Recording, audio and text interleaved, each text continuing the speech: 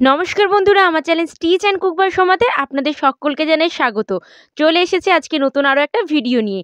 আজকের ভিডিওতে আমি আপনাদেরকে শাড়িতে কীভাবে ফলস পাড় বসাতে পারবেন সেটা কিন্তু কিছু গুরুত্বপূর্ণ টিপস দিয়ে দেব, এবং শাড়িতে কীভাবে ফলস পাড় বসাতে হয়, কীভাবে হেম সেলাই করতে হয়, কীভাবে মেশিন সেলাই করতে হয়, সমস্তটা কিন্তু দেখিয়ে দেবো।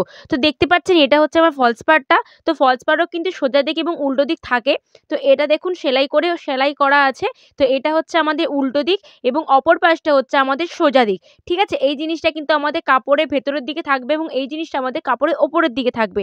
এটা নয় যে কাপড়ের নিচে বসাবো বলে যেকোনো দিকে কিন্তু বসাতে পারবো। তো এটা কিন্তু আপনাদেরকে খেয়াল রাখতে হবে। তো যারা এখনো আমার চ্যানেলটিকে সাবস্ক্রাইব করেনি, প্লিজ আগে ঝটপট করে চ্যানেলটি সাবস্ক্রাইব করে দিন। তো প্রথমেই দেখুন এখানে কি করতে হবে। এতে যদি ব্লাউজ পিস থাকে সেটা কিন্তু প্রথমে কেটে বাদ দিয়ে দেবেন। সবসময় কিন্তু আমাদের বেশিরভাগ ক্ষেত্রে কোমরের দিকে কিন্তু ব্লাউজ পিস থাকে। তারপরে কিছুটা অংশ এভাবে টু ফোল্ড করে পুরোটা কিন্তু মুড়িয়ে নিতে হবে। কোমরের দিকে যে অংশটা আছে সেখানে। তো দেখুন আমি পুরোটা কিন্তু সেলাই করে নিয়েছি।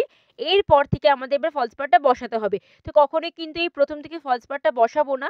সবসময় কিন্তু ফলস পাড় বসানোর জন্য এরকমভাবে এক করা ছেড়ে এখান থেকে কিন্তু আমাদের ফলস পাড়টা বসাতে হবে। তো এখান থেকে দেখুন ফলস পাড়টা বসাবো। তো তার আগে দেখুন আপনাদেরকে দেখিয়ে দিচ্ছি। এই দেখুন দেখতে পাচ্ছেন এদিকে মোড়ানো কিন্তু সেলাই করা আছে। এটা হচ্ছে আমাদের কাপড়ের দিকে থাকবে এবং এটা সোজা দিক সেটা কিন্তু আমাদের ওপরের দিকে থাকবে। আর এইখানে অংশ থেকে কিন্তু সুতো বেরোতে পারে, তার জন্য কি করব, 1/2 ইঞ্চি করে গ্যাপিং দিয়ে পুরোটা কিন্তু একবার মুড়িয়ে সেলাই কিন্তু করে নেব। তো যারা এখনো আমার চ্যানেলটিকে সাবস্ক্রাইব করেনি, প্লিজ ঝটপট করে চ্যানেলটি সাবস্ক্রাইব করে দিন। তো দেখুন সেলাইটা হয়ে গেছে। এবার যেখান থেকে আমি দাগ দিয়েছিলাম সেখান থেকে ধরবো, ধরে কিন্তু সেলাই করতে হবে। এবার একটা জিনিস আপনাদেরকে আমি বলে দিচ্ছি, এই যে ফলস পাড়টা আছে, ফলস পাড়ের যে দুটো দিকে দেখবেন সেলাই করা থাকে, সেই সেলাইয়ের অংশটাকে হাত দিয়ে ঠিক এভাবে কিন্তু আপনাদেরকে টেনে টেনে সোজা করে দিতে হবে। যদি কোনো সেলাই কোথাও কুঁচকে থাকে তার জন্য এরকমভাবে ঠিক হালকা হালকা করে ধরে টেনে দেবেন। ঠিক আছে? তো দেখুন এখানে কিন্তু আমি পুরোটা টেনে দিয়েছি। এরপর থেকে আমাদের ধরে কিন্তু মেন কাপড় এবং ফলস পাড়ের যে কাপড়টা আছে নিচের দিকে, আর ফলস পাড় কিন্তু সবসময় কোমরের দিক থেকে নিচের দিকে কিন্তু সেলাই করতে হয়। তো একটার উপর একটা রাখবো এবং প্রেস করে করে, মানে যেন কোনো কাপড়ে যেন কোথাও ভাঁজ না থাকে, এটা কিন্তু আপনাদেরকে খেয়াল রাখতে হবে। এভাবে কিন্তু মানে প্রেস করে করে আপনারা পুরোটা ফলস পাড় এবং কাপড়ের সঙ্গে নিচের দিকে প্রথমে মেশিন সেলাই করে নেব।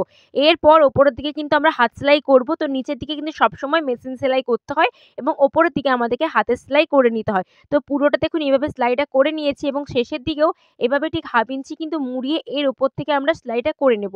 দেখতে পাচ্ছেন? তো এভাবে আমাদের মেশিন সেলাইটা কিন্তু পুরোটা কমপ্লিট হয়ে যাবে।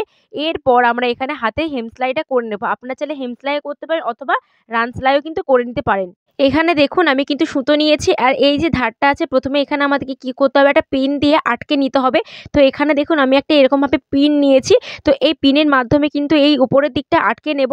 তাহলে কি হয়, জিনিসটা সরে যাবে না। এরপর কিন্তু আমরা সেলাইটা করব। তো এখানে দেখুন আমি কিন্তু রান সেলাইটা করে নিচ্ছি।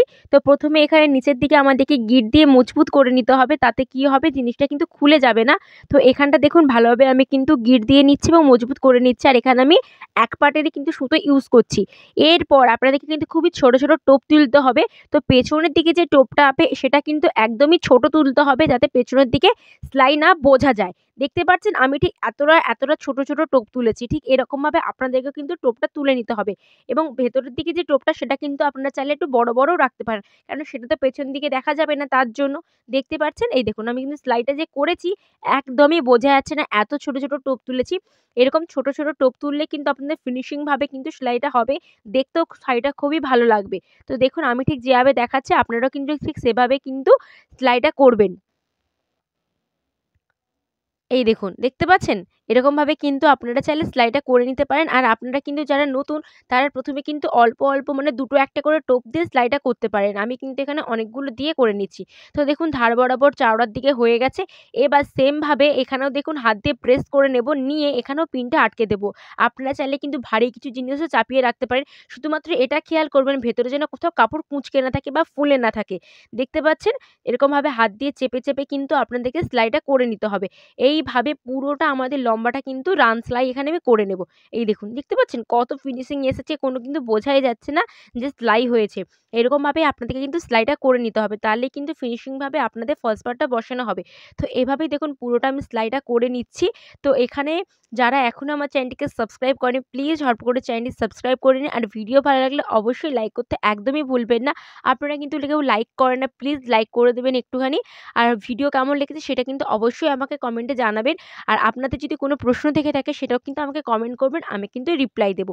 তো দেখুন এখানে কিন্তু আমি পুরোটা সেলাই করে নিচ্ছি। ঠিক এভাবেই আমাদের পুরোটা লম্বাটা কিন্তু সেলাই করে নিতে হবে।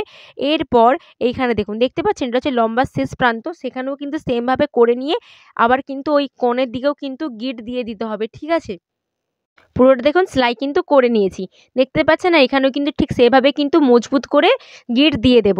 এরপর নিচের দিকেও সেমভাবে সেলাই করতে হবে এবং সবসময় খেয়াল করবেন কিছু ভারী কিছু জিনিস চেপে সেলাই করতে, এবং তাহলে কি হয় কাপড়টা কিন্তু উঠে থাকবে না। আর হাত দিয়ে কিন্তু প্রেস করে করে সেলাইটা করবেন, তাহলে কি হবে কোথাও কাপড় কুঁচকেও থাকবে না, ফুলেও থাকবে না।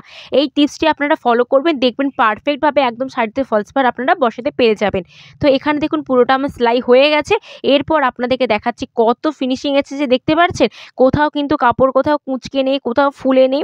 এরপর আপনারা ইস্ত্রিও করে নিতে পারেন বা অথবা আগেই ইস্ত্রি করে নিয়ে তারপরে সেলাই করতে পারেন। দেখুন কত সুন্দর দেখাচ্ছে। তো আশা করছি আজকে সম্পূর্ণ ভিডিওটা আপনাদের খুবই ভালো লেগেছে। ভালো লাগলে অবশ্যই লাইক করুন, কমেন্ট করুন, শেয়ার করুন। দেখা হচ্ছে অন্য কোনো নতুন ভিডিওয়ে। আজকের জন্য টাটা।